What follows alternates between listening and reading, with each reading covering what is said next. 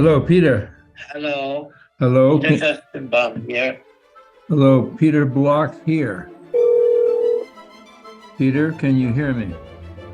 I've lost you, Peter. Hello. Hi, Peter. How are you? Think about you. I worry about you. I am ready for everything. That's wonderful. I'm trying to understand at this moment what your gift and contribution to the world is.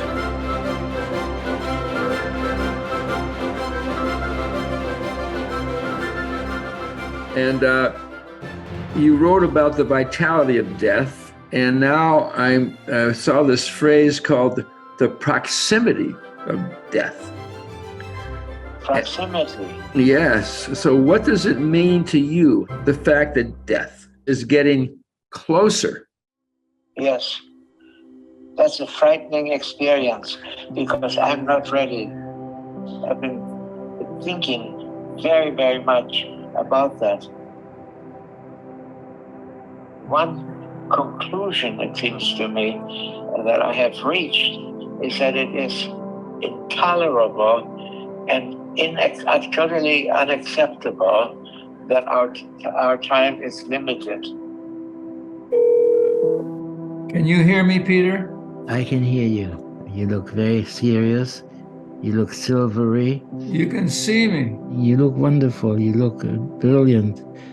As I see you, I've not seen you for a long time. Let me know more about what you're doing and how you're doing it and how I can be part of it.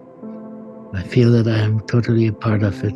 You are. Well, most of the grounding in what I'm doing is related to the idea of freedom and choice, and how terrified the world is of its freedom. There's a price I pay for my freedom, and then I discovered that that price is now I'm accountable for my life. I'm responsible. You said accountability occurs by the I am experience. It occurs when we acknowledge that our life is something we've created. And I think that's what changed for me. I thought I was a product of my life until I met you, Peter. And then I realized I had been creating my life all along, and that there was room for tragedy, and that had nothing to do with what it means to be free, what it means to be a human being. Maybe what I once had with you is coming back right now. I'm tired, getting old. I don't know how old I am. You're 95. You're still a fully human being. Yeah. You still want to be something to the world. Absolutely. And right now, and talking with you and your seriousness makes me very happy. And I can do a lot for you. And I'll do it. I'll just do it, yeah. I remember right after I met you, I was going through a divorce, and it was very painful. And you said, well, your life up to now is an apprenticeship for what's to come. You've always been very forgiving to me, Peter, and I'm grateful for that. And it lifted the burden. You always lifted the burden off of friends and the world. Once you said, and you were quoting, I think, Bohm, you said, for every great truth, the opposite is also true. And that is, polarity leads to a higher state of mind and higher level of consciousness. The final word is not, this is the truth, not that. But the final word is, that's the truth, okay? I look like Nixon here, I don't know.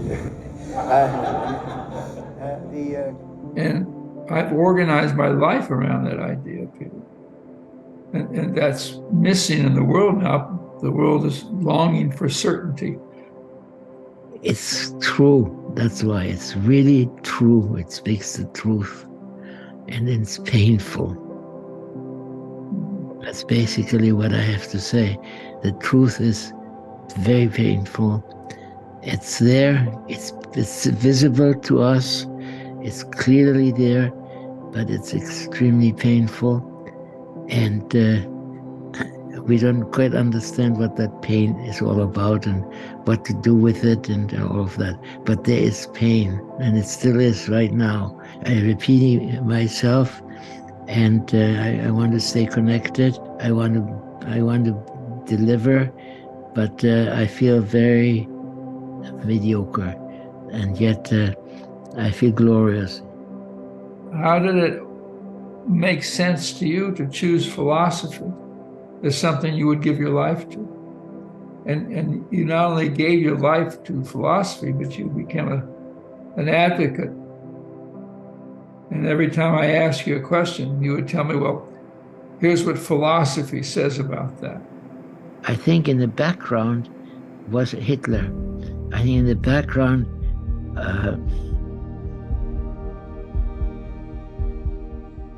excuse me, Hitler opened up to me real evil, you know. So that hurt me really. This whole Hitler stuff, I thought was just unbelievable, you know. Yeah, you left in when did you leave Berlin? 1935, 36? Like 6 years of age or something. Yeah. Very young, yeah.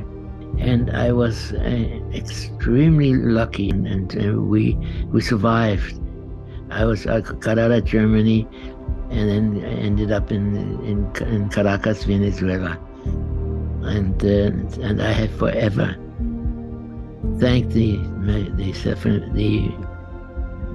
Christian missionaries who rescued me in Venezuela, and I thank these missionaries.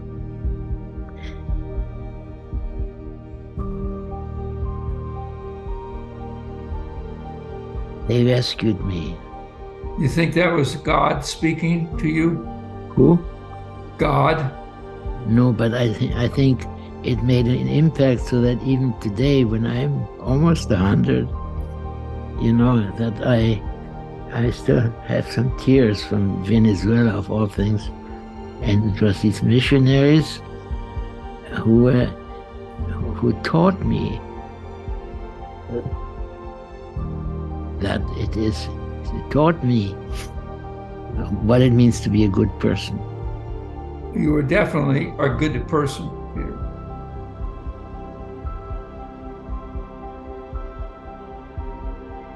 And a good person who sees the reality of evil, sees the reality of tragedy, who even today, you declare that to be a human being is to experience pain.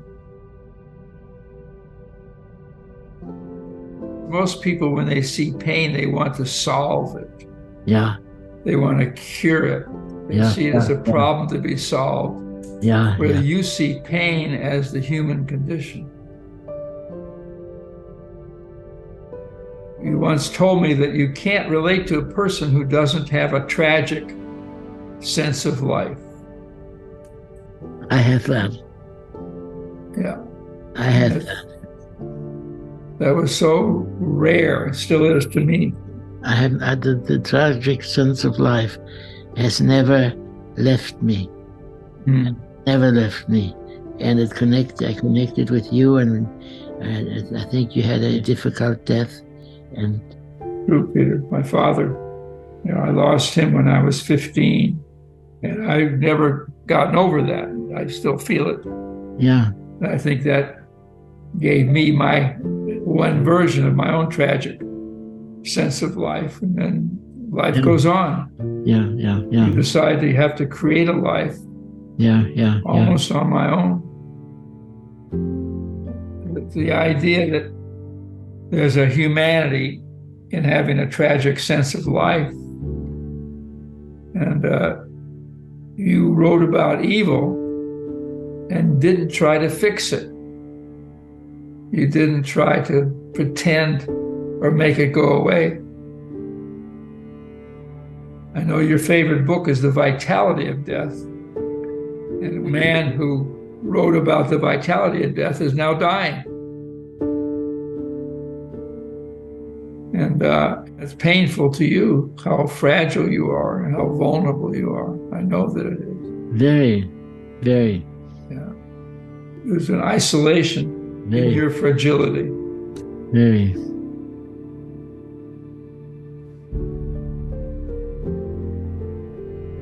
Has being closer to death changed your thinking about death at all? Oh yeah, absolutely. I think death is forever. In other words, we never die. I think that there is no such thing as death. There's only life. Life starts after life, not before life. I think it's a magical experience, death and life. And so I'm very proud of that commitment that life is forever. It's absolutely forever and ever was and always will be. Being with you here right now is really wonderful, and it's a hallelujah experience, and it makes me cry. I ask you about death and you talk about being alive. And it's kind of compelling to me that you want to forestall death. You know, I think about my own aging. I'm 11 years younger than you are. And I say, so I don't have the desire to live to be 100. I feel I'm lucky to live to be 84. And yet you want to live to be 100, even though you're fragile.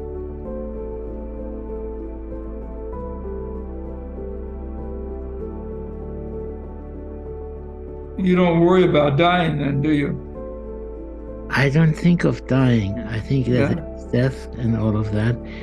And I think you have a responsibility to take care of yourself in many ways. But I think that forever is life. And the I am experience is forever. And it's not something that there's nothing before and there's nothing after. There's just that. And that is what a good philosophy is all about. It is the I am experience or the we are experience or what have you. Those things are forever. And we should honor them. We should cherish them. And I would celebrate this one. If I was born alive, I will die alive. There is no such thing as death.